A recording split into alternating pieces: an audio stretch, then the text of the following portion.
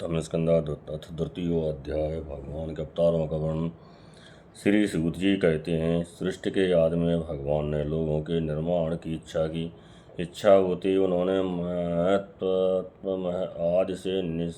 महतत्वाद से निष्पन्न पुरुष रूप ग्रहण किया। उसमें 10 इंद्रियां, 1 मन, 5 भूत, ये 16 कलाएं थीं। उन्होंने कांड जल में शयन करते हुए जब योग निद्रा का विस्तार किया, तब उनके नाभि सरोवर में से एक कमल प्रकट हुआ और उस कमल से प्रजापतियों के अधिपति ब्रह्मा जी उत्पन्न हुए। भगवान के उस विराट रूप के अंग प्रत्यंग में ही समस्त लोकों की कल्पना की गई है। वह भगवान का विशुद्ध सत्वमय श्रेष्ठ रूप है। योगी लोग दिव्य दृष्टि से भगवान के उस रूप का दर्शन करते हैं। भगवान का वह रूप हजारों पैर, जांघें, भुजाएं और मुखों के कारण अत्यंत विलक्षण है। उसमें सहस्त्रों सिर, हजारों कान, हजारों आँखें और हजारों नासिकाएं, हजारों मुकुट, वस्त्र और कुंडलाद आभूषणों से वह उल्लसित रहता है। भगवान का यही पुरुष रूप, जिसे नारायण कहते हैं, अनेकों अवतारों का अक्षय कोश है। इसी से सारे अवतार प्रकट होते हैं। इस रूप के छोटे से छोटे अंश में देवता, पशु, पक्षी और मनुष्य आदि योनियों की सृष्टि होती है। उन्हीं प्रभु ने पहले कौमार सर्ग में सनक, सनंदन, सनातन और सनत कुमार इन 4 ब्राह्मणों के रूप में अवतार ग्रहण करके अत्यंत कठिन अखंड ब्रह्मचर्य का पालन किया। दूसरी बार इस संसार के कल्याण के लिए समस्त यज्ञों के स्वामी उन भगवान ने ही रसातल में गई हुई पृथ्वी को निकाल कर लाने के विचार से सुकर रूप ग्रहण किया। ऋषियों की सृष्टि में उन्होंने देव ऋषि नारद के रूप में तीसरा अवतार ग्रहण किया और सात्वत तंत्र का, जिसे नारद पांचरात्र कहते हैं, उपदेश किया। उसमें कर्मों के द्वारा किस प्रकार बंधन से मुक्ति मिलती है, इसका वर्णन है। धर्मपत्नी मूर्ति के गर्भ से उन्होंने नर नारायण के रूप में चौथा अवतार ग्रहण किया। इस अवतार में उन्होंने ऋषि बनकर मन और इंद्रियों का सर्वथा संयम करके बड़ी कठिन तपस्या की। 5वें अवतार में सिद्धों के स्वामी कपिल के स्वरूप में प्रकट हुए और तत्वों का निर्णय करने वाले सांख्य शास्त्र का, जो समय के फेर से लुप्त हो गया था, आसुर नामक ब्राह्मणों को उपदेश किया। अनुसुईया के वर मांगने पर 6ठे अवतार में वे अत्र की संतान दत्तात्रेय हुए। इस अवतार में उन्होंने अलर्क एवं प्रहलाद आदि को ब्रह्म ज्ञान का उपदेश किया। 7वीं बार रुचि प्रजापति की आपूति नामक पत्नी से यज्ञ के रूप में उन्होंने अवतार ग्रहण किया और अपने पुत्र याम आदि देवताओं के साथ स्वयंभु मनवंतर की रक्षा की।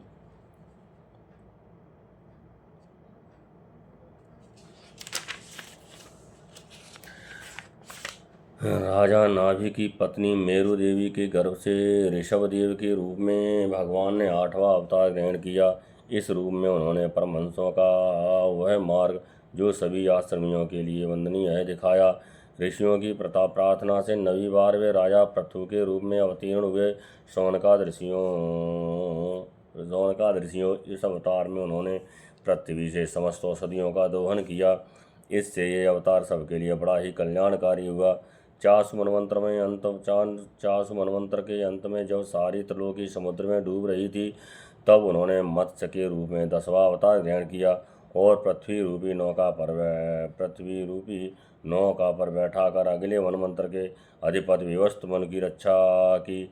जिस समय देवता और दैत्य समुद्र मंथन कर रहे थे, उस समय 11वां अवतार धारण करके कच्छप रूप से भगवान ने मंदराचल को अपनी पीठ पर धारण किया। 12वीं बार धन्वंतर के रूप में अमृत लेकर समुद्र से प्रकट हुए और 13वीं बार मोहिनी रूप धारण करके दैत्यों को मोहित करते हुए देवताओं को अमृत पिलाया। 14वें अवतार में उन्होंने नरसिंह रूप धारण किया और अत्यंत बलवान दैत्यराज हिरण्यकशिपु की छाती अपने नखों से अनायास इस प्रकार फाड़ डाली, जैसे चटाई बनाने वाला सींग को चीर डालता है। 15वीं बार वामन का रूप धारण करके भगवान दैत्यराज बल के यज्ञ में गए वे चाहते थे। वे चाहते तो थे त्रिलोकी का राज्य, परंतु मांगी उन्होंने केवल 3 पग पृथ्वी। 16वें परशुराम अवतारों में जब उन्होंने देखा कि राजा लोग ब्राह्मणों के द्रोही हो गए हैं, तब क्रोधित होकर उन्होंने पृथ्वी को 21 बार क्षत्रियों से शून्य कर दिया। इसके बाद 17वें अवतार में सत्यवती के गर्भ से पराशर जी के द्वारा वे व्यास के रूप में अवतीर्ण हुए। उस समय लोगों की समझ और धारणा शक्ति कम देखकर अपने वेद रूप वृक्ष की कई शाखाएं बना दी। 18वीं बार देवताओं का कार्य संपन्न करने की इच्छा से उन्होंने राजा के रूप में राम अवतार ग्रहण किया और सेतु बंधन, रावण वध आदि वीरतापूर्ण बहुत सी लीलाएं की।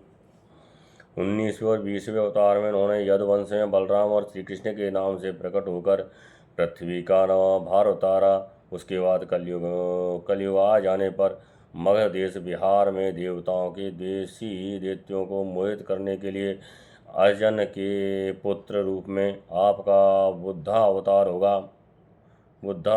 होगा। इसके भी बहुत पीछे जब कलयुग का अंत समीप होगा और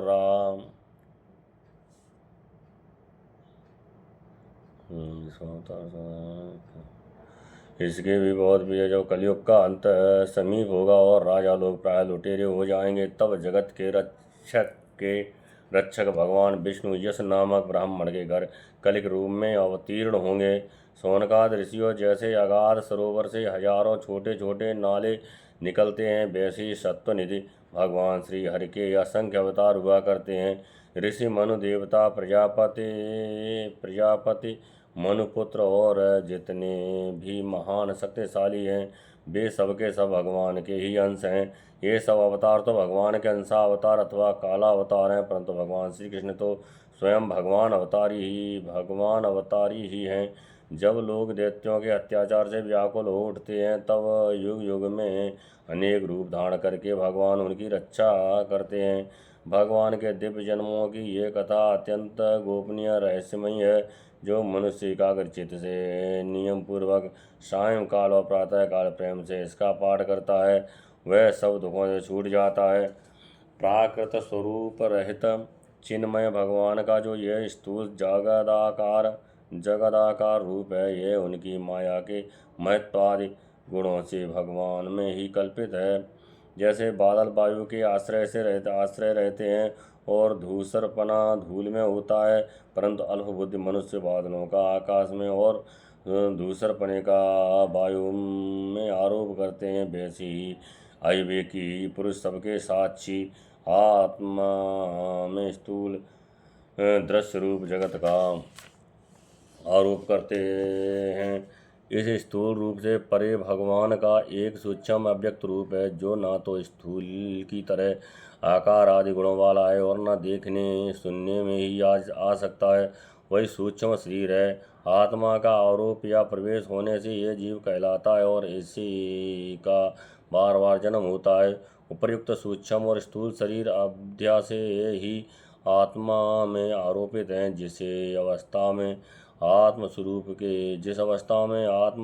के ज्ञान से ये आरोप दूर हो जाता है, उसी समय ब्रह्मा का साक्षात्कार होता है।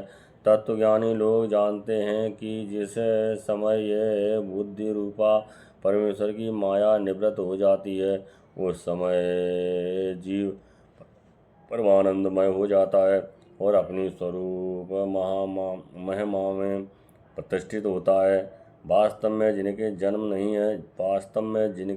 नहीं है और कर्म भी नहीं है, उन्हें हृदयेश्वर भगवान के अप्राकृत जन्म और कर्मों का तत्वज्ञानी लोग इसी प्रकार वर्णन करते हैं, क्योंकि उनके जन्म और कर्म वेदों के अत्यंत गोपनीय रहस्य हैं।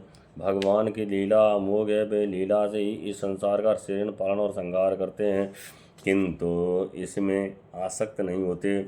प्राणियों के अंतःकरण में छिपे रहकर ज्ञानेंद्रिय और मन के नियंता के रूप में अनेक अन्य रूप में उनके विषयों को ग्रहण भी करते हैं, परंतु उनसे अलग रहते हैं। वे परम स्वतंत्र हैं। ये विषय कभी उन्हें लिप्त ही नहीं कर सकते। जैसे अनजान मनुष्य जादूगर अथवा नट के संकल्प और वचनों से की हुई कारामात को नहीं समझ पाता, वैसे ही अपनी संकल्प और वेदवाणी के द्वारा भगवान के प्रकट किए हुए इन नाना नाना नाम और रूपों को तथा उनकी लीलाओं को बुद्धिजीव बहुत सी तर्क युक्तियों के द्वारा नहीं पहचान सकता। चक्रपाण भगवान की शक्ति और पराक्रम अनंत है, उनकी कोई था नहीं पा सकता। वे सारे जगत के निर्माता होने पर भी उससे सर्वथा परे हैं। उनके स्वरूप को अथवा उनकी लीला के रहस्य को वही जान सकता है जो नित्य निरंतर निष्कपट भाव से उनके चरण कमलों की दिव्य गंध का सेवन करता है, सेवा भाव से उनके चरणों का चिंतन करता रहता है। शौनकादि ऋषियों, आप लोग बड़े ही सौभाग्यशाली तथा धन्य हैं, जो इस जीवन में और विघ्न बाधाओं से भरे इस संसार में समस्त लोकों के स्वामी भगवान श्री कृष्ण से वह सर्वात्मक आत्मभाव, वह अनिर्वचनीय अनन्य प्रेम करते हैं, जिससे फिर इस जन्म मरण रूप संसार के भयंकर चक्र में नहीं पड़ना होता। भगवान वेद व्यास ने ये वेदों के समान भगवत चरित्र से परिपूर्ण भागवत नाम का प्राण बनाया है। उन्होंने इस श्लाघनीय कल्याणकारी और महान प्राण को लोगों के परम कल्याण के लिए अपने आत्मज्ञान शिरोमणि पुत्र को ग्रहण कराया। उसमें सारे वेद और इतिहासों का सार संग्रह किया गया है। सुखदेव जी ने राजा परीक्षित को यह सुनाया। उस समय वे परम ऋषियों से घिरे हुए आमरण अनशन का व्रत लेकर गंगा तट पर बैठे हुए थे। भगवान श्री कृष्ण जब धर्म ज्ञान आदि के साथ अपने परम धाम को पधार गए, तब इस कलयुग में जो लोग अज्ञान रूपी अंधकार से अंधे हो रहे हैं, उनके लिए ये पूर्व पुराण रूपी सूर्य इस समय प्रकट हुआ है। शौनकादि ऋषियों, जब महातेजस्वी श्री सुखदेव जी महाराज वहाँ इस प्राण की कथा कह रहे थे, तब मैं भी वहाँ बैठा था। वही मैंने उनकी कृपा पूर्ण अनुमति से इसका अध्ययन किया। मेरा जैसा अध्ययन है और मेरी बुद्धि ने जिस प्रकार इसको ग्रहण किया है, उसी के अनुसार इसे मैं आप लोगों को सुनाऊंगा। इत श्रीमद्भागवते महापुराणे परमहंसायां संहितायां प्रथम स्कंदे नवनिमिषयोपाख्याने तृतीयोऽध्यायः समाप्तः। जय जय श्री